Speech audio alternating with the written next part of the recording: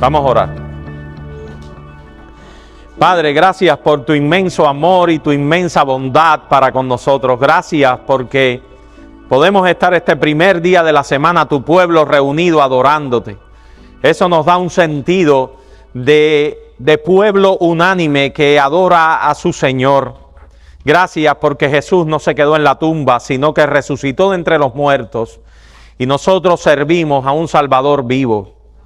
Gracias por tus inmensas misericordias durante esta semana. En el nombre y por los méritos de Cristo. Amén. Bueno, hermano, después de las lluvias de ayer, estamos nuevamente acá. Yo quería, seguimos en esta serie de clases sobre el amilenialismo, y yo me quedé con alguna preocupación de la clase anterior, y quería hacerles algunas aclaraciones para que los hermanos estuvieran claros. Algún hermano sintió la preocupación y se me acercó de que pudiéramos estar trayendo sobre los hermanos algunos argumentos al dispensacionalismo, argumentos que pudiéramos categorizar así como hacer un muñeco de paja de alguna de las doctrinas que ellos enseñan. Y yo me quedé con alguna preocupación que pudiéramos estar diciendo algo que ellos no enseñan. Y esto se dio con respecto a la clase anterior que hablamos de los 2 siglos, el esquema del Señor Jesucristo, el esquema que el Señor Jesucristo enseñó claramente en los evangelios. Yo les traje hoy acá, nosotros nunca hemos citado a ningún autor dispensacionalista, pero les traje acá un autor del cual nosotros amamos, al cual nosotros respetamos y del cual nosotros bebemos muchísimas cosas que este autor enseña. Y le traje acá su Biblia de estudio, la Biblia de estudio del pastor John MacArthur, ¿verdad? Y quería citarles solamente para que ustedes estén tranquilos de que nosotros no estamos haciendo muñecos de paja. Lo que este autor y este hombre de Dios, enseña que nosotros no estamos de acuerdo. Hermanos, quiero que con mente abierta oigan lo que este hombre de Dios enseña acerca de la escatología de los últimos tiempos y compárenla con el esquema escatológico del Señor Jesucristo del milenio, de los 2 siglos. Comparen ahora lo que vimos en la clase anterior, esto que vimos en la clase anterior, que yo espero que nadie haya quedado con dudas. ¿Por qué razón? Porque si tiene dudas, solamente usted lo que tiene que hacer es recapitular nuevamente las decenas de pasajes de los evangelios que Jesús enseña claramente que la historia de la humanidad se divide en 2 siglos. Un presente siglo, pero la palabra siglo se refiere a era, se refiere a mundo, se refiere a sistema de cosas que Jesús le llama malo. Ese malo no lo pongo yo, eso Jesús lo dijo claramente, el presente siglo malo. En este siglo, dice Jesús, los hombres se casan y se quedan en casamiento, hay tribulaciones, hay muerte, hay injusticia, hay pecado, y eso lo dice Jesús, pero también lo dice la realidad que vivimos todos los días, porque nosotros vivimos en este presente siglo. Yo creo que yo demostré claramente por las palabras del Señor que este siglo, este sistema de cosas termina con el segundo advenimiento en gloria de nuestro Señor Jesucristo. Por lo tanto, los que estamos en este siglo clamamos y estamos esperando ansiosamente la aparición de Cristo en las nubes de los cielos. Y esa aparición gloriosa del Señor Jesucristo en las nubes de los cielos será lo que nos librará de este presente siglo malo y nos llevará al siglo venidero, que es un siglo eterno, glorioso, que es un siglo que es el siglo que heredan los de la resurrección. Es un siglo donde no se casan ni se dan en casamiento. Es un siglo donde los hijos de Dios resplandecerán como el sol en el reino de su Padre. Nosotros dijimos que nuestros hermanos dispensacionalistas, ¿dónde van a oponer la enseñanza del milenio en este pensamiento teológico del Señor Jesús? Y dijimos, no ellos por cierto, pero nosotros lo dijimos, que el milenio viene a ser como una anomalía teológica. ¿Por qué razón? Porque no lo pueden colocar ni en este siglo ni en el venidero. Y sí, creemos que nuestros hermanos dispensacionalistas tienen un tercer siglo raro, aunque ellos no le llaman tercer siglo. Les Entonces le cito las palabras del pastor John MacArthur en su Biblia de estudio. Enseñamos el regreso personal y corporal de nuestro Señor Jesucristo antes de la tribulación de 7 años, para sacar a su iglesia de esta tierra.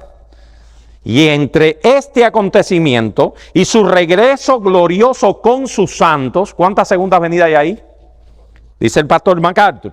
Enseñamos el regreso personal y corporal de nuestro Señor Jesucristo antes de la gran tribulación, antes de la tribulación de 7 años, para sacar a su iglesia de esta tierra. Y entre este acontecimiento y su regreso glorioso con sus santos, para recompensar a los creyentes de acuerdo a sus obras. ¿Cuántas segundas venidas hay ahí? 2. ¿Las vieron? Si no las ven, no se preocupen. Sigue diciendo el pastor MacArthur. Enseñamos que inmediatamente después de sacar a la iglesia de la tierra, los justos juicios de Dios serán derramados sobre un mundo incrédulo, y que estos juicios llegarán a su clima para el tiempo del regreso de Cristo nuevamente en gloria a la tierra. En ese momento, los santos del Antiguo Testamento y de la tribulación serán resucitados y los vivos serán juzgados. Este periodo incluye la 70ª semana de la profecía de Daniel. Enseñamos que después del periodo de tribulación, Cristo vendrá nuevamente a la tierra a ocupar el trono de David y establecerá su reino mesiánico por 1000 años sobre la tierra. Durante este periodo, los santos resucitados con él sobre Israel y sobre las naciones de la tierra, este reinado será precedido por el derrocamiento del anticristo, el falso profeta y la remoción de Satanás del mundo. Enseñamos que el reino mismo va a ser el cumplimiento de la promesa de Dios a Israel de restaurarlos a la tierra que ellos perdieron por su desobediencia. El resultado de su desobediencia trajo como consecuencia que Israel fuera temporalmente echado a un lado, pero volverá a ser despertado mediante el arrepentimiento para entrar en la tierra de bendición. Enseñamos que este periodo del reinado de nuestro Señor será caracterizado por armonía, justicia, rectitud y vida. Sin embargo, terminará con la libertad de Satanás y en un tiempo nuevamente de tribulación, en el que Cristo vendrá nuevamente a la tierra para juzgar a Satanás. Enseñamos que después de que Satanás sea soltado, al final del reinado de Cristo por 1000 años, el diablo engañará a las naciones de la tierra, o sea, al final del milenio, y las reunirá para combatir a los santos y a la ciudad amada, y en ese momento él y su armada serán devorados por el fuego del cielo. Después de esto, Satanás será arrojado al lago de fuego y azufre, y entonces Cristo, quien es el juez de todos los hombres, resucitará, juzgará a grandes y a pequeños ante el juicio del gran trono blanco. Enseñamos que la resurrección de los muertos no salvos, que esta resurrección de los muertos no salvos para juicio será una resurrección física, y después de recibir su juicio serán entregados en un castigo de fuego, en el lago de fuego. Hermanos amados, ese relato que les acabo de narrar, ¿dónde lo colocamos aquí? ¿Dónde colocamos un regreso de Cristo por segunda vez a la tierra que es múltiple y no único? ¿Dónde colocamos un periodo de tiempo en la tierra después de la segunda venida de Cristo, de una primera, segunda venida, que va a ser un tiempo en el que habrá creyentes resucitados y pecado aún en la tierra? Todavía impíos viviendo sobre la tierra. Un periodo bueno de justicia y paz, dicen nuestros hermanos dispensacionalistas, pero que sin embargo va a terminar ¿con qué? Con un periodo de tribulación y angustia nuevamente, porque Satanás será desatado. Para entonces volver una cosa que ellos le llaman otra gloriosa venida, para entonces juzgar a los impíos nuevamente.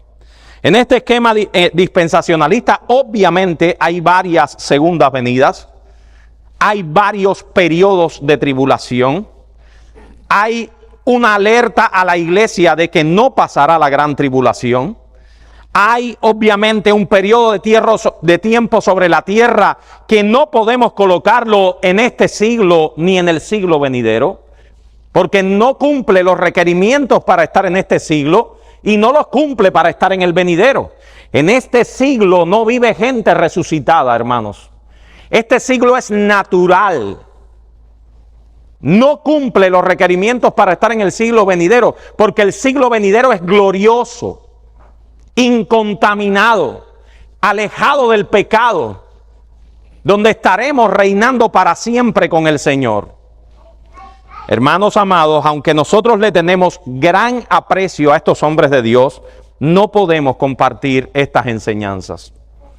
Pero vamos a seguir. Yo solamente les traje esto para hacer una aclaración, para que ustedes tuvieran claro que nosotros acá no estamos haciendo hombres de paja. Estamos diciendo exactamente lo que estos hombres dicen. Y si lo dicen públicamente y lo enseñan en sus Biblias de estudio, no hay ningún problema que nosotros podamos usar sus escritos. Sí, mi hermano. El pastor Sam Walter escribió en el 2008 un libro que se llama MacArthur, el manifiesto milenial de MacArthur. Y es un libro dedicado a MacArthur, donde él, como milenialista, Sam Walter, como lo somos nosotros, explica su error. Y dice, y está titulado antes, una amigable respuesta. Y en su introducción, él lo elogia como pastor y de la bendición que ha sido para su alma. Pero en ese libro, que es de 2008, él sencillamente, de manera sencilla, le explica a él todo lo relativo a su error. Exactamente, hermanos. Eso no quiere decir que nosotros... De hecho, en esta clase nosotros vamos a citar al pastor John MacArthur. Eso no quiere decir que nosotros no lo amemos, que nosotros no estamos de acuerdo con la mayoría de sus enseñanzas, que nosotros no le admiremos. De hecho, nosotros admiramos a la mayoría de los puritanos, y los puritanos eran postmilenialistas en muchísima cantidad de ellos. Y eso no quiere decir que nosotros no les admiramos y no les seguimos en sus doctrinas y en sus enseñanzas o creamos que ellos no enseñan la verdad. No, hermanos, simplemente queremos decir, y no queremos hacer hombres de paja, pero sí queremos decir que no compartimos esa área de la escatología bíblica, porque creemos, sí, mis hermanos, que puede ser dañina para la iglesia en algún sentido. Y hoy se los vamos a demostrar. Bueno, ese es nuestro esquema de ver las cosas. Nosotros estamos ahora mismo, hermanos, tratando de demostrar lo que nosotros vemos en las Escrituras acerca de los acontecimientos que vendrán. Y esto lo hemos hecho con estos 5 puntos que se los he puesto en todas las clases. En primer lugar, nosotros vemos la realidad del reino de Dios. Ya la dimos en una clase anterior. Creemos que vivimos en el reino de Dios, un reino que ha sido introducido en la tierra por su mismo rey que ha venido. En segundo lugar, en la clase anterior nosotros hablamos del esquema bíblico de los 2 siglos, y en esta clase nosotros vamos a hablar de la expectativa bíblica de la segunda venida y de un acontecimiento más, los signos de los tiempos. En la clase anterior nosotros vimos todos los argumentos bíblicos que hay acerca de esta división que el Señor Jesús hace entre este presente siglo malo y el siglo venidero. Sin embargo, amados hermanos, según el Nuevo Testamento, la primera venida de Cristo es la garantía y certeza de la segunda venida de Cristo. O sea, si usted tiene alguna duda de que Cristo vendrá por segunda vez, pregunte, ¿tengo dudas de que Cristo ya vino? Si no tiene dudas de que Cristo vino por primera vez, no las debe tener de que Cristo vendrá por segunda vez. Eso es lo que quisieron decir los ángeles que hablaron a los discípulos al tiempo de la ascensión del Señor. Cuando los ángeles hablaron a aquellos que estaban mirando, dijeron, varones galileos, ¿por qué estáis mirando al cielo? Este mismo Jesús que ha sido tomado de vosotros al cielo, así vendrá como le habéis visto ir al cielo. Y esas palabras tienen mucha sabiduría. Este mismo Jesús, este mismo que ustedes están viendo, de la misma manera que lo ven irse, así mismo vendrá. Y el escritor a los Hebreos también afirma esto. Él dice que con la misma seguridad con que el juicio sigue a la muerte, con esa misma seguridad seguirá la segunda venida de Cristo a la primera. Y de la manera que está establecido para los hombres que mueran una sola vez y después el juicio, así también Cristo fue ofrecido una sola vez para llevar los pecados de muchos y aparecerá por segunda vez sin relación con el pecado para salvar a los que le esperan. De esa misma manera en que la gente muere y después le espera el juicio, de esa misma manera Jesús aparecerá por segunda vez sin relación con el pecado para salvar a los que le esperan. Y en Tito capítulo 2 versículos 11 al 13 indica que el creyente del Nuevo Testamento vive entre estas dos venidas. Una manera de decir, ¿en qué momento está mi vida? Bueno, yo estoy viviendo entre la primera y la segunda venida. Porque la gracia de Dios se ha manifestado para salvación a todos los hombres, enseñándonos que renunciando a la impiedad y a los deseos mundanos, vivamos en este siglo sobria, justa y piadosamente. Y los que vivimos en este siglo sobria, justa y piadosamente, ¿qué debemos hacer? Aguardar la esperanza bienaventurada y la manifestación gloriosa de nuestro gran Dios y Salvador Jesucristo. Esa es la manera escatológica que debemos ver en las Escrituras. En este siglo que es malo, debemos mantenernos viviendo sobria, justa y piadosamente. Pero no solo eso. Debemos mantenernos aguardando el fin del siglo, aguardando la manifestación gloriosa del Hijo de Dios. La gloriosa manifestación de nuestro gran Dios y Salvador Jesucristo, porque ese es el fin de este siglo, el fin de este sistema de cosas y es la entrada a la vida eterna prometida. Es una herencia que tenemos, una herencia que va a ser manifestada en la segunda venida del Señor. Así como Cristo apareció en el pasado, enseña este pasaje, así aparecerá también al final del siglo. La verdadera escatología, mis hermanos, por lo tanto, siempre tiene que ver con la expectativa de Cristo que ya ha sido revelado y que aparecerá por segunda vez para salvar a los que le esperan.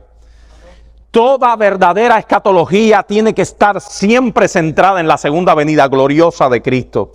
Por lo tanto, lo que da su carácter único y singular a la escatología neotestamentaria es que espera la consumación futura de los propósitos de Dios, que se basa en la victoria de Cristo, en la victoria de Cristo.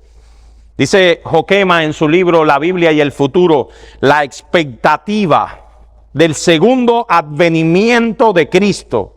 La palabra advenimiento significa venida.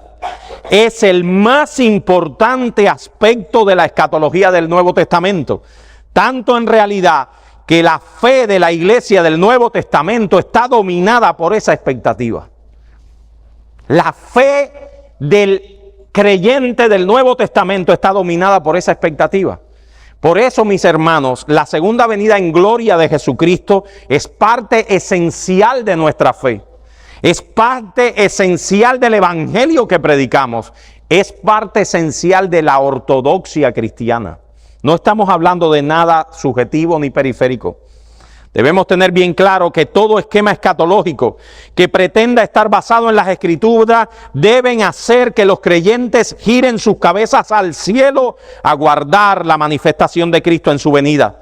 La Biblia nos dice que si eso no pasa en nuestra manera de predicar el evangelio, de anunciar las verdades escatológicas, entonces no estamos hablando la doctrina del Nuevo Testamento. Los creyentes debemos tener una esperanza ciertísima en el regreso de Cristo. Y si algo yo quisiera que usted se llevara de esta serie para su casa, o sea, para su andar diario, es que nuestra esperanza debe estar en los cielos, de los cuales esperamos a nuestro amado Señor. Por eso es que el famoso evangelio de la prosperidad, la mayoría del pentecostalismo moderno, es sin lugar a dudas una tremenda mentira. Eso sí es una herejía. Pues entre otras cosas, pone al creyente a mirar a su vida ahora como único fin y olvida de mirar a los cielos en el cual espera a su bendito Salvador. Como dice el título de este falsante, de este hombre, Joel Osteen, pastor de la iglesia pentecostal más grande de los Estados Unidos y predicador del Evangelio de la Prosperidad. Tiene un libro que se llama Your Better Life Now. Su mejor vida ahora. Y el pastor John MacArthur le responde a Joel Osteen en un sermón en su iglesia y él le dice, si su mejor vida es ahora, es solo posible si para donde usted va es para el infierno. Si tú me dices que yo puedo vivir mi mejor vida ahora, es porque tú me estás diciendo que yo para donde voy en la venidera es para el infierno. Hermanos, lea el Nuevo Testamento, marcando cada texto que habla de la expectativa de la segunda venida, y usted verá por sí mismo que es abrumador la evidencia. Dice que los cristianos del pasado se saludaban con una expresión, y era la expresión Maranata. Eso corresponde a la transcripción griega de una expresión de origen arameo, compuesta por dos términos que significa el Señor viene. Expresión con la que el apóstol Pablo también saludó a los corintios. En la primera carta a los Corintios, en el capítulo 16, el verso 22, dice, si alguno no ama al Señor Jesucristo, que sea anatema, Maranata. Yo no sé cuál fue la causa por la que dejamos de saludarnos de esa manera, no la sé. Pero sí les puedo decir que mucho bien nos haría cada rato recordarnos que Cristo viene pronto. Mucho bien nos haría. Así que mis hermanos, esta es el tercer punto de nuestro esquema escatológico, que lo quise hacer así, rápido. ¿Por qué razón? Porque lo hemos venido tratando en todas nuestras clases. Así que el esquema bíblico verdadero, o por lo menos que vemos en las Escrituras, es un esquema que está basado en una expectativa de un retorno corporal glorioso de Jesucristo a la tierra. Nosotros queremos ahora enfrascar nuestra clase también en este esquema escatológico, en este cuarto punto que se llama los signos de los tiempos. Muchas veces se nos acusa a los amilenialistas de que no damos importancia a casi nada. Y eso es un argumento que tienen algunos hermanos contra este esquema de ver las Escrituras. Es que ustedes no le hacen caso a nada. Bueno, en este punto nosotros vamos a estar viendo algunas cosas que nosotros vemos en las Escrituras que hablan de signos de los tiempos. Ahora vamos a ver qué es eso. Continuamente la expresión los signos de los tiempos se usa para describir ciertos acontecimientos y situaciones que preceden o señalan la venida de Cristo. En este concepto, la orientación primaria de estos signos es hacia el futuro, particularmente aquellos acontecimientos que nos dicen Cristo está cerca, Cristo está cerca, Cristo está cerca. Eso se llama la parusía, la aparición gloriosa de Cristo. Hay ciertos signos que nos dicen que el Señor Jesús está cerca. Y cuanto esos signos se hagan más evidentes, más cerca estará. Estos signos no deben ser usados nunca para establecer fechas. Alguna gente se han ido por ese camino. Nunca estos signos deben ser usados para que establezcamos fechas. Porque el Señor Jesús nos dijo que no lo hiciéramos. Que no lo hiciéramos. Pero sí son signos que nos dicen a la iglesia que estamos cerca de su venida. Y quiero que los veamos todos juntos primero y después uno a uno. Estos son los signos que nosotros vemos, sobre todo en el Nuevo Testamento, también en algunas partes del Antiguo Testamento, acerca del retorno de Jesucristo a la tierra, de un retorno pronto del Señor Jesús. En primer lugar, signos que muestran la gracia de Dios. El primer signo es la proclamación del Evangelio a todas las naciones. Ese es el primero. El segundo signo, la salvación de la plenitud de Israel. Me río porque sé que ahí algunos están pensando, ¿y este qué está diciendo? En segundo lugar, signos que indican oposición a Dios. la tribulación, la apostasía y el anticristo. Y en último lugar, signos que indican el juicio divino sobre la tierra, las guerras, los terremotos y el hambre. Estos son los signos de los tiempos. Hermanos, si alguien se quedó atrás y no entiende lo que estamos diciendo, bueno, esto es como un paciente que te llega a la consulta y un médico le está buscando signos clínicos de una enfermedad. ¿Ven la similitud? Un paciente llega y te dice, bueno, yo tengo fiebre, dolor de cabeza, malestar general. ¿Qué tú haces? Tú lo examinas y tú ves que una garganta llena de placas, llena de exudados, ¿verdad? Y le examinas y ves que, no sé, tiene un poquito de taquicardia o tiene esto, le tomas la temperatura y realmente tiene fiebre. Son signos de amigdalitis. Signos de amigdalitis. Bueno, hay signos en la tierra de que el Señor Jesús está cerca. Y cuanto más esos signos los veamos, más cerca está la venida de Cristo. Y nosotros decimos eso porque somos unos atrevidos, o porque lo estamos inventando, o porque estamos tratando de establecer esto como una especulación. No, mis hermanos, es porque esto es parte del consejo de Dios. Es porque Jesús nos dijo que miremos esos signos. Y si nosotros no hablamos de esos signos en nuestra escatología, entonces obviamente no estamos enseñando toda la escatología del Nuevo Testamento. De ninguna manera, les vuelvo a decir, estos signos de los tiempos se deben usar para tratar de fijar la hora exacta del regreso de Cristo. Se han hecho intentos tales a lo largo de la historia cristiana. En 1818, por ejemplo, después de un periodo de 2 años de estudio, William Miller, que fue uno de los fundadores de los adventistas del séptimo día, y también su pensamiento influyó en la secta de los testigos de Jehová, porque los adventistas y los testigos de Jehová son primos segundos. Llegó a la conclusión, Miller, de que Cristo regresaría en algún momento entre marzo de 1843 y entre el 21 de marzo de 1843 y el 21 de marzo de 1844. Sin embargo, nada de eso pasó. Los testigos de Jehová se han atrevido también a darle el retorno de Cristo muchísimas veces. En el atalaya, atalayas que se pierden después y nunca aparecen más cuando no está la fecha. Es interesante seguirles en eso. No sé cuántos de ustedes han hecho han seguido algunas de esas cosas. Ellos publican la fecha y después cuando no está la fecha se desaparece el escrito, no lo reconocen. Es muy interesante eso también.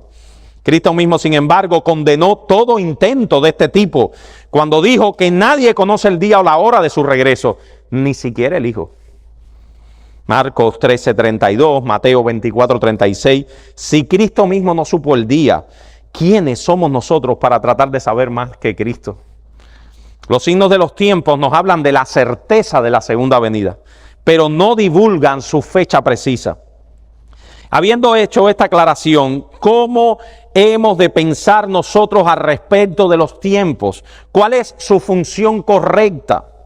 En primer lugar, estos signos, mis hermanos, tienen varias funciones. Primero, apuntan primeramente hacia todo lo que Dios ha hecho en el pasado. En Mateo 16:3 dice, sabéis distinguir el aspecto del cielo, mas las señales de los tiempos no podéis. Jesús le dijo, los signos de los tiempos revelan que la gran victoria de Cristo ya se ha logrado y que por lo tanto el cambio decisivo en la historia ya ha ocurrido. Revelan que Dios ya está actuando en el mundo, que tiene un plan y que ese plan lo va a cumplir. Revelan el cumplimiento de sus promesas, revelan el cumplimiento de la consumación final de nuestra redención que ya empezó. Revelan el significado central de la historia. El Señor gobierna y está cumpliendo sus propósitos. Y lo va a cumplir al final de la era. Discernir los signos de los tiempos, por tanto, tiene implicaciones importantes para nuestra conducta diaria.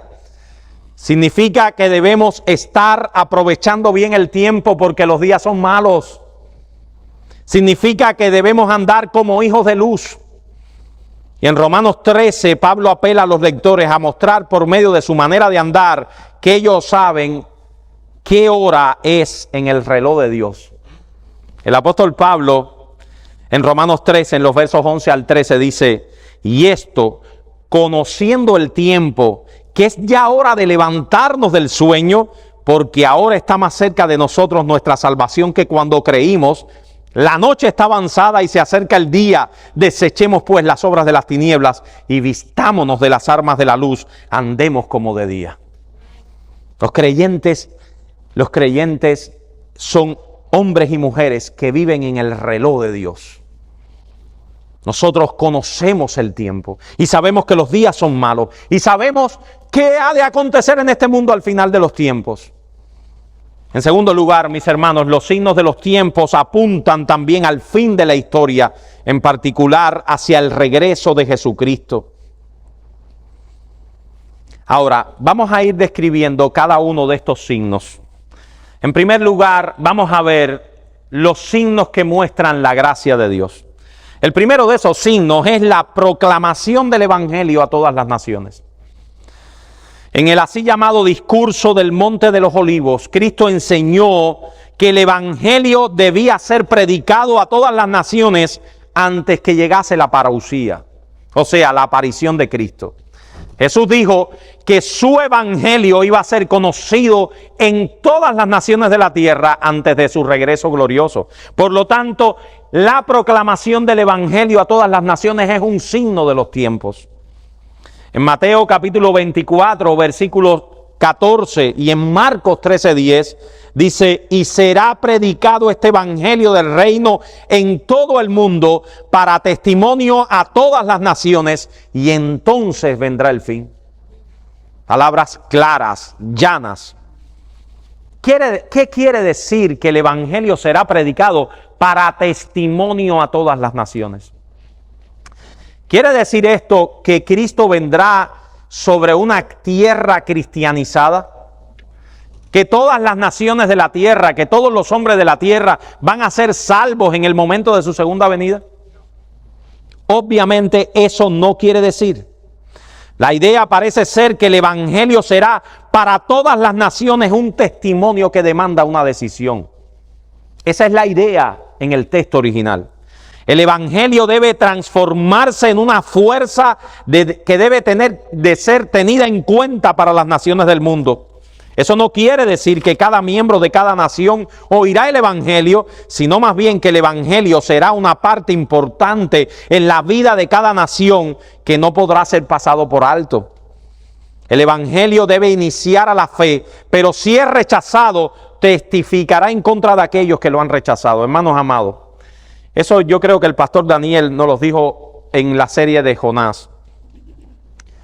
El evangelio, cuando se predica, no solo es para la salvación del que lo predica. Esto que voy a decir es fuerte, pero es lo que enseña el Nuevo Testamento.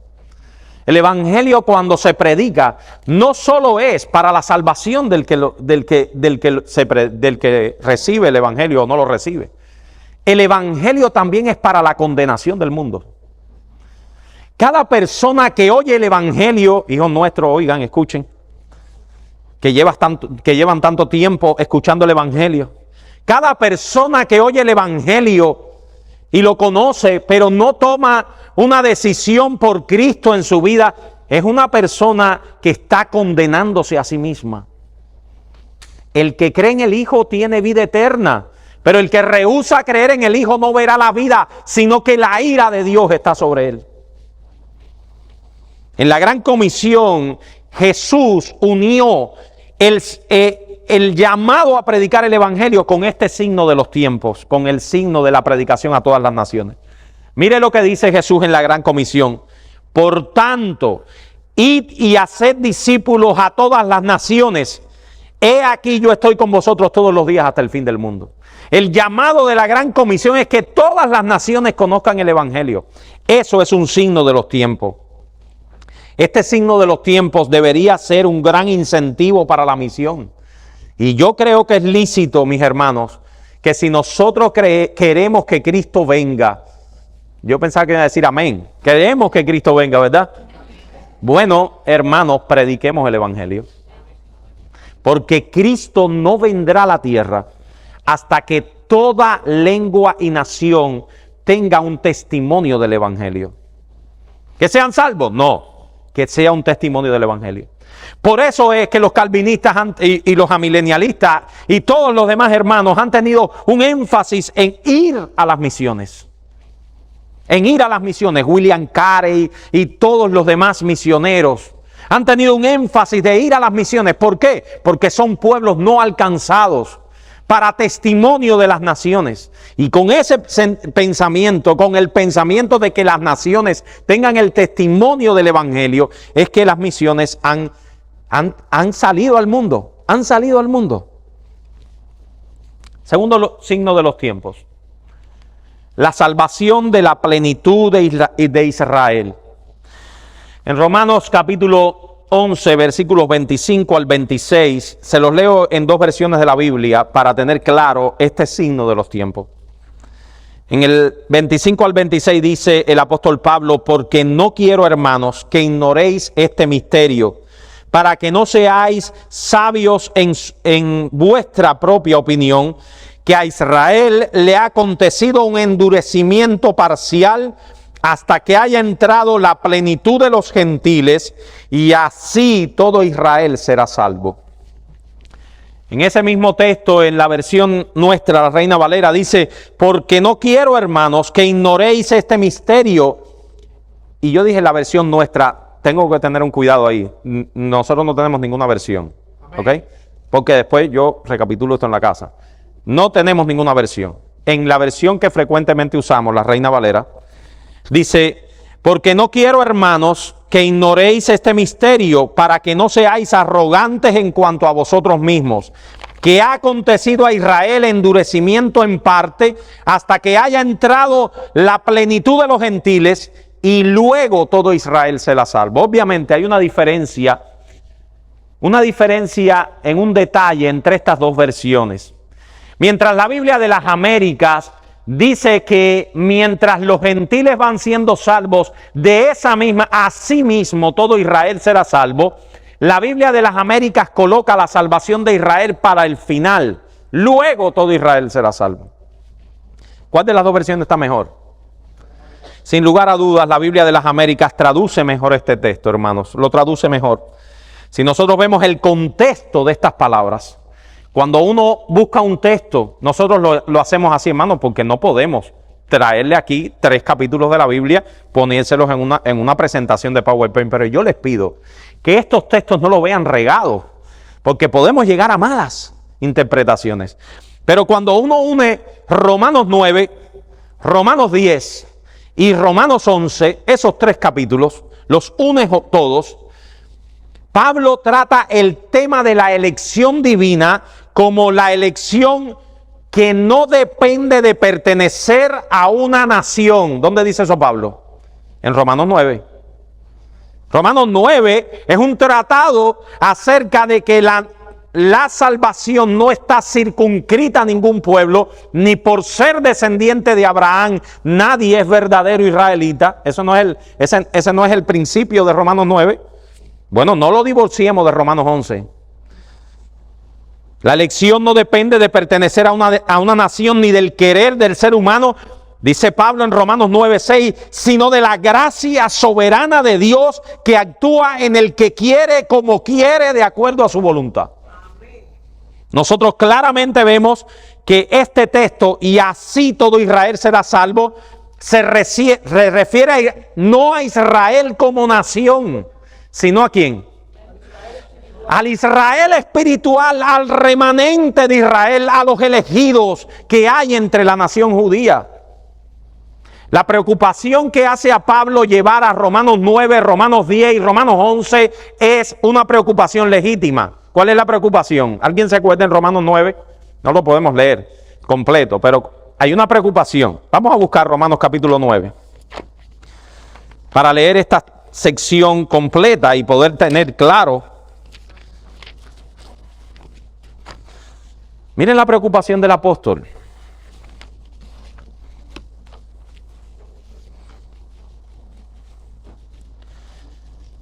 Verdad digo en Cristo, no miento, y mi conciencia da testimonio conmigo en el Espíritu Santo de que yo tengo gran tristeza y continuo dolor en mi corazón, porque desearía yo mismo ser anatema, separado de Cristo por amor a mis hermanos, los que son mis parientes según la carne, que son los israelitas, de los cuales son la adopción, la gloria, el pacto, la promulgación de la ley, el culto y las promesas, de quienes son los patriarcas y de los cuales según la carne procede Cristo o vino Cristo, el cual es Dios sobre todas las cosas, bendito por los siglos. Amén.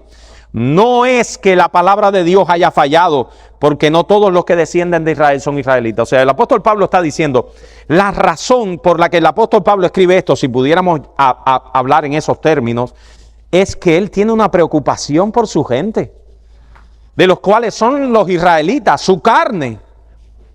Y él se hace una pregunta legítima, ¿y cuál es? ¿La palabra de Dios ha fallado con ellos? ¿Es que Dios ha fallado en salvar y preservar a su pueblo? Cada evangelista, cada uno de los apóstoles se hacían una pregunta legítima. ¿Qué ha pasado con el pueblo del pacto que no recibe al Mesías que ha venido? Que rechazan a Cristo. ¿Qué ha pasado con este pueblo? La palabra de Dios ha fallado.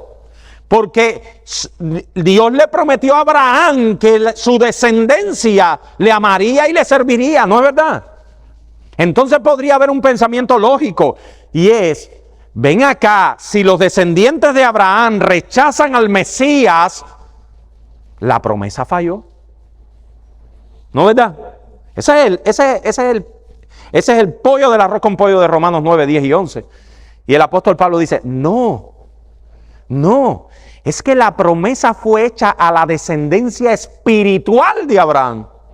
No por ser descendiente de Abraham es israelita, sino es descendiente el que lo es conforme a su corazón. Dice, no que la palabra de Dios haya fallado, porque no todos los que descienden de Israel son israelitas, ni por ser descendientes de Abraham son todos hijos, sino que en Isaac te será llamada descendencia. Y si no entiendes esa frase, tú dices, bueno, pero no entiendo eso. Bueno, Pablo lo dice más abajo. Esto es, no son hijos de Dios los que son hijos según la carne, sino que son hijos según la promesa, los que son contados como descendientes. Y ahí empieza a esquedular toda su línea de pensamiento. Ajá. Es importante resaltar que Pablo no está introduciendo nada extraño en ese texto de Romanos 9. Cuando vemos el Antiguo Testamento, vemos que Dios siempre ha trabajado con un remanente fiel dentro de Israel. Amén. Y Pablo exactamente lo que se está atribuyendo a eso, no otra cosa. No es un invento de Pablo, él viene siguiendo la línea de pensamiento de Dios en el Antiguo Testamento. Amén, amén. Entonces Pablo saca una conclusión lógica en Romanos 11. ¿Qué pasa con los judíos, los que sí son descendientes según la carne? Bueno, que Dios de esos judíos tiene un remanente. Miren, hermanos, lo dice Luis Berkhoff, también lo interpreta de la misma manera de nosotros. Dice, todo Israel ha de interpretarse como una designación, no de toda la nación, sino del número completo de los escogidos del pueblo del antiguo pacto. El número completo de los escogidos. Ese es el todo Israel. Y Antonio Joquema en su libro La Biblia y el Futuro dice, y yo les voy a leer un poco más de lo que puse ahí. Yo interpreto que este pasaje entonces significa que Dios cumple su promesa a Israel de la siguiente manera. Si bien Israel ha sido endurecido en su incredulidad, este endurecimiento siempre ha sido y continuará siendo solamente un endurecimiento parcial, nunca un endurecimiento total. En otras palabras, Israel continuará volviéndose al Señor hasta la parousia, la segunda venida, en tanto que al mismo tiempo la plenitud de los gentiles va siendo reunida, y de este modo todo Israel será salvo.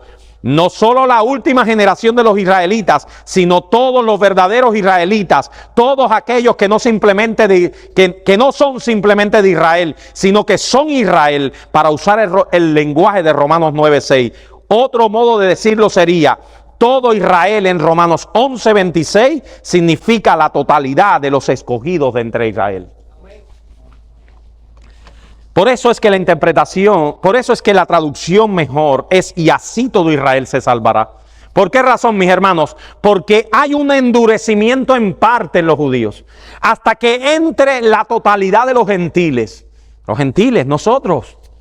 Y entonces, ¿qué Cristo tendrá cuando venga en su segunda venida? Mis hermanos, judíos y gentiles, elegidos por gracia, un remanente de judíos y los gentiles unidos por gracia en un solo Israel verdadero. Y eso es lo que son los que esperamos la segunda venida de Cristo. Así que un poco antes de la segunda venida, la plenitud de los escogidos que pertenecen al pueblo judío entrarán en la salvación. Muchísimo más nosotros pudiéramos decir de este signo de los tiempos. La entrada de la plenitud de Israel es verdaderamente la entrada de la plenitud de la iglesia, compuesta por judíos y gentiles. ¿Algún hermano tiene alguna duda en cuanto a eso? William.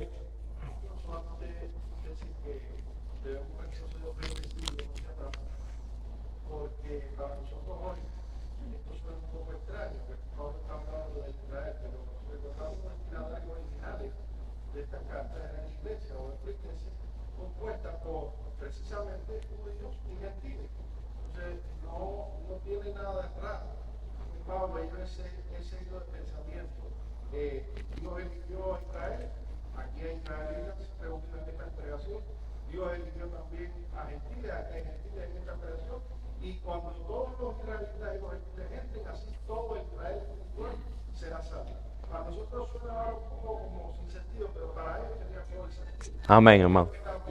Amén, excelente. Esa era su manera de ver la escatología bíblica. Dígame.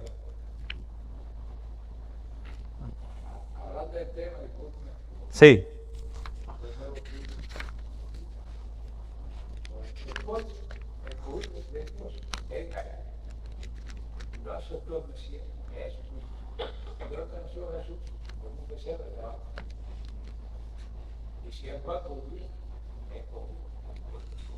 Amén.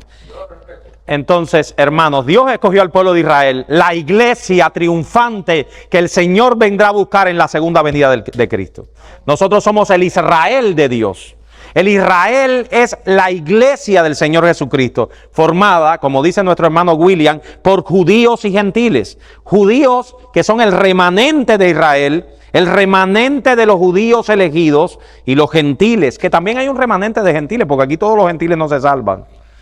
Así que, ¿qué Cristo vendrá a buscar al final del siglo? ¿Qué es la segunda venida? ¿Cómo ocurrirá la segunda venida? Hermanos, Cristo vendrá a buscar a su pueblo, formado por el remanente de Israel y por gentiles salvados por gracia. ¿Alguien se salvará fuera de esa gracia? ¿Alguien se salvará fuera de esa metodología de gracia? ¿Alguien se salvará por ser descendiente de fulanito o de menganito? No, mis hermanos. No, nadie se salva de otra manera. Cristo es un redentor que salva solamente a través de la fe en Él y el arrepentimiento de nuestros pecados. Y eso es para judíos y gentiles, para todo el mundo. En tercer lugar, mis hermanos, signos que indican la oposición a Dios. Estos signos son 3 signos. Vimos primero signos que indican la gracia de Dios. Ahora veamos signos que indican la oposición a Dios. Son 3 signos que pasarán al final de los tiempos. Nosotros vemos que la tribulación, le decimos la en singular, porque es un momento de gran tribulación único, como no se ha visto sobre la tierra, la apostasía y el anticristo. Y por cierto, si quieren que les adelante algo, estos 3 signos ocurrirán en el mismo periodo de tiempo, por cierto. En el mismo periodo de tiempo. Jesús dice en Mateo 24, 9 al 10, entonces os entregarán a tribulación y os matarán y seréis aborrecidos de toda la gente por causa de mi nombre. Muchos tropezarán entonces y se entregarán unos a otros y unos a otros se aborrecerán. Pero también encontramos que Jesús en el discurso del Monte de los Olivos habla de una tribulación final que le espera a su pueblo. Una tribulación de la cual los sufrimientos que acompañarán la destrucción de Jerusalén serían solamente un anticipo de la gran tribulación. Y nótense la intensidad con que Jesús nos dice este texto, porque habrá entonces gran tribulación, cual no ha habido desde el principio del mundo hasta ahora, ni la habrá. Y si aquellos días no fuesen acortados, nadie sería salvo, mas por causa de los escogidos, aquellos días serían acortados. aunque el marco de estas palabras tiene un carácter, un sabor judío, Jesús no lo deja ahí. Porque en el verso 20 Jesús dice, orad pues que vuestra huida no sea en invierno ni en día de reposo. Las palabras ni la habrá de Jesús en este texto hace referencia al acortamiento de los días por causa de los escogidos. Indica que Jesús está prediciendo una tribulación tan grande que sobrepasará cualquier tribulación que hayamos pasado. En otras palabras, Jesús está aquí mirando más allá de la tribulación que le espera a los judíos en el tiempo de la destrucción de Jerusalén hacia la tribulación final que ocurrirá al final de este mundo. En los versos 29 al 30, Jesús pasa a indicar que esta gran tribulación precederá inmediatamente a su segunda venida. Hermano, esto es muy importante. Porque una de las implicaciones que más nosotros le tenemos un poco de verdad que nos hace pensar que no deberían hacerse es esas implicaciones de no temas a la tormenta, a la iglesia no le espera la gran tribulación. Nos parece que es peligroso enseñar a la iglesia moderna esas cosas. Porque es peligroso, no porque a nosotros nos parece. Es peligroso porque Jesús lo dijo, mis hermanos, en un lenguaje llano. Aquí no hay parábolas, aquí no hay metáforas, aquí no hay un lenguaje complicado. No, dice, e inmediatamente después de la tribulación de aquellos días, el sol se oscurecerá y la luna no dará su resplandor y las estrellas del cielo caerán, y las estrellas caerán del cielo. Eso es un texto para hablar de la intensidad, hermanos. Sí, alegórico esa parte. Y las potencias de los cielos serán conmovidas. Entonces, ¿qué pasará? Aparecerá la señal del Hijo del Hombre en el cielo y entonces lamentarán todas las tribus de la tierra, una señal manifiesta, gloriosa, que nadie va a ocultarse de ella. No es que, ay, Cristo vino, ay, no me enteré, estaba durmiendo. Eso no existe. Y verán al Hijo del Hombre viniendo sobre las nubes del cielo con poder y gran gloria. E inmediatamente después de la tribulación de aquellos días, verán al Hijo del Hombre viniendo sobre las nubes de los cielos con poder y gran gloria. Si usted no lo ve claro, use lupa. ¿Dónde es la gran tribulación? Preguntamos al texto. Yo vengo y le pregunto al texto, Señor, ¿cuándo ocurrirá la gran tribulación? Yo puedo legítimamente con ese texto decir, después de la segunda venida. ¿Puedo hacerlo, hermano? No, no puedo hacerlo. Porque Jesús dice que no. Jesús dice, inmediatamente después de la tribulación de aquellos días vendrá el Hijo de Dios. Así que el Hijo de Dios no viene antes de la tribulación. El Hijo de Dios viene después de la tribulación. Exacto. Ni viene antes y después. Porque el texto es claro. El Hijo del Hombre viene por segunda vez. Una sola vez, por segunda vez. Una gran tribulación que los hijos de Dios que vivamos durante ese tiempo tendremos que pasar, pero que será acortada en su duración por el mismo Señor Jesús en su venida. A nosotros nos parece que enseñar a alta voz, como dicen algunos otros creyentes, que no tendrían que pasar la gran tribulación, sino que Cristo se llevará a la iglesia antes de la gran tribulación. Nos parece, mis hermanos, que eso no es lo que enseñan estos textos. No hay ningún texto claro en el Nuevo Testamento que justifique esa idea. No hay ningún texto claro en el Nuevo Testamento que diga que la iglesia no pasará la gran tribulación. Y que la iglesia será arrebatada un momento antes de la tribulación. Ningún texto claro en el Nuevo Testamento. Analicemos por un momento.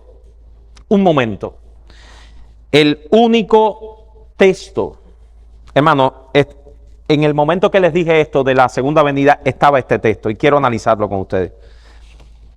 Que han usado para hablar de este arrebatamiento pretribulacional. Ya se fue el tiempo, pero bueno, vamos a cortar aquí la clase cuando terminemos este texto. Esa serie hasta 2 días va a durar como un año más o menos, ¿no? Los pastores cada rato me preguntan, ¿y cuándo termina? El único texto que usan nuestros hermanos dispensacionalistas para hablar de ese arrebatamiento pretribulacional. Dice el apóstol Pablo: tampoco queremos, hermanos, que ignoréis acerca de los que duermen, para que no os entristezcáis como los otros que no tienen esperanza. Porque si creemos que Jesús murió y resucitó, así también traerá Dios con Jesús a los que durmieron en él. Por lo cual os decimos esto en palabra del Señor, que nosotros que vivimos, que habremos quedado hasta la venida del Señor, no precederemos a los que durmieron, porque el Señor mismo, con voz de mando, con voz de arcángel y con trompeta de Dios, descenderá del cielo, y los muertos en Cristo resucitarán primero. Luego nosotros, los que vivimos, los que hayamos quedado, seremos arrebatados juntamente con ellos en las nubes para recibir al Señor en el aire, y así estaremos siempre con el Señor. Por tanto, alentaos los unos a los otros con estas palabras. Hermanos amados, decir que este texto enseña un arrebatamiento pretribulacional es decir más de lo que el texto dice. El texto dice que cuando Cristo venga por segunda vez a la tierra, en ese texto, que Él vendrá con una voz de autoridad, con voz de trompeta, con voz de mando, con voz de arcángel, una voz de autoridad. O sea, nadie va a estar perdido y no va a darse cuenta de la segunda venida, una venida gloriosa, manifiesta. Es interesante en el Nuevo Testamento cómo cada vez que se refiere a la segunda venida se refiere con una cosa manifiesta, un evento glorioso, un relámpago que al fulgurar resplandece. Nadie será oculto de esa venida. La segunda venida en el Nuevo Testamento siempre es manifiesta a todo el mundo. Pero además de eso, mis hermanos, ¿qué pasará? Bueno, van a haber dos tipos de personas. ¿Cuáles son los tipos de personas? El apóstol Pablo dice. Porque el objetivo del apóstol Pablo es alentar a los creyentes de sus familiares que se habían muerto y que habían creído en Cristo. Acuérdense, ellos no tenían el Nuevo Testamento completo. Y entonces habían creyentes que habían partido con el Señor, y probablemente a Pablo le preguntaron: Pablo, ¿y qué pasará con esos familiares que han muerto? No te preocupes, ellos regresarán con el Señor Jesús en las nubes de los cielos. Pero Pablo, ¿cómo regresarán? ¿Cómo regresarán, hermano? Sí, pero ¿cómo regresarán si están en la tumba? En sus almas, hermanos. Nosotros no creemos en el estado intermedio. No creemos en el estado intermedio. El Señor, dice él, porque él mismo con voz de mando, con voz de arcángel y con trompeta de Dios descenderá del cielo. Pero dice que si creemos que Jesús murió y resucitó, así también traerá Dios con Jesús a los que durmieron en él. Jesús descenderá en su segunda venida. Aquí nos da un poco más de explicación de la segunda venida. Jesús descenderá ¿con quién? Con los que durmieron en él, con las almas que los que durmieron en él. ¿Y qué pasará? Que las almas se unirán al cuerpo. ¿Para qué? ¿Para qué, mis hermanos? Eso no dice el texto que las almas se unirán al cuerpo. Pero ¿por qué yo sé que las almas se unirán al cuerpo? ¿Por qué, hermano? Porque ellos resucitarán primero. Por lo cual os decimos esto en palabra del Señor, que nosotros que vivimos, que habremos quedado hasta la venida del Señor. Pablo se está incluyendo allí. O sea, cuando Cristo venga, Pablo se incluye entre los que están allí. Es el deseo del apóstol Pablo. Es interesante cómo un hombre que vivió hace 2000 años se incluye en la segunda venida de Cristo. Y nosotros todos hacemos planes, casas, la pago en 30 años. Pero el apóstol Pablo no. El apóstol Pablo ve la segunda venida como un evento, claro, que le espera. ¿Y cuántos de nosotros en nuestro diario vivir decimos: si Cristo no viene pronto, o si Cristo no viene, entonces veré si puedo pagar la casa? Hermano, él lo tenía como claro en su vida, que a lo mejor no pueda pagar la casa. A un conferencista, cuando le invitaron y le decían: ¿puedes dar una conferencia la semana que viene? Él decía: no, es que eso está muy lejos. En el sentido de que en el interín él venía esperando al Señor. Amén. O sea, a la semana que viene es muy lejos. Amén. Esa expectativa del Nuevo Testamento de la segunda venida. Dice Pablo: los que estén vivos durante la segunda venida serán ¿qué? Transformados. Pero la transformación pasará como un evento secundario, porque primero Cristo resucitará a los que habrán dormido en Él, a los que habrán muerto en Él.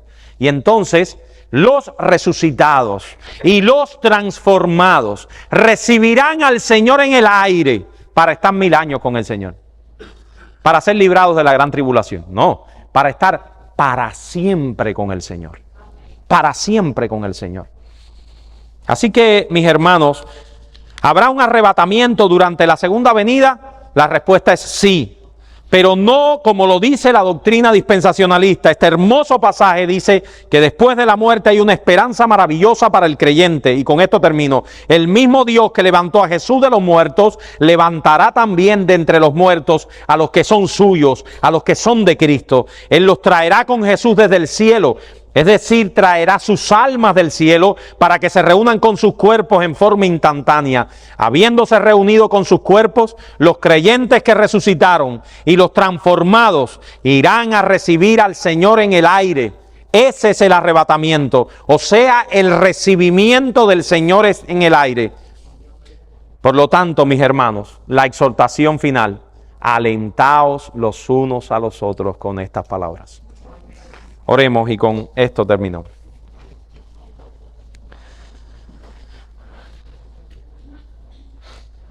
Padre, nosotros te damos gracias por la gran revelación de tu palabra, por la gran esperanza que trae tu palabra a nosotros. Padre, haz que en la mente de nuestros hermanos esto no sea un material técnico. Oh Padre, haz que nuestros hermanos no vean esto como parte de un tecnicismo, que no vean esto como parte de una doctrina fría. Padre, que nos alentemos los unos a los otros con la esperanza de tu regreso glorioso, Señor. Que vivamos con esa expectativa, que vivamos sabiendo de que este mundo no es todo lo que nos espera. Que vivamos y hagamos los planes de nuestra vida sabiendo que nosotros somos ciudadanos de otro reino. Te pedimos estas cosas en el nombre y por los méritos de tu Hijo Jesús. Amén.